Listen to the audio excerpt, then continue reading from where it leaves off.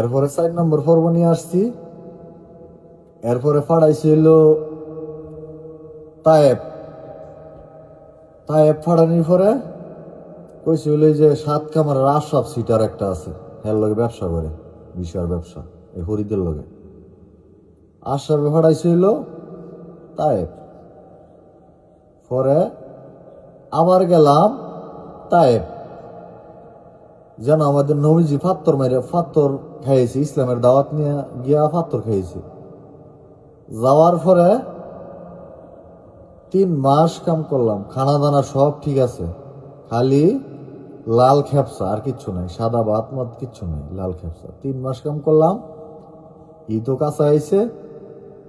পরে ফোন দিলাম, হরিত না ইয়া ওই আমার বেতন কবে দিব, কি আসে বিষয়, কবে বেতন লই আইতাছে।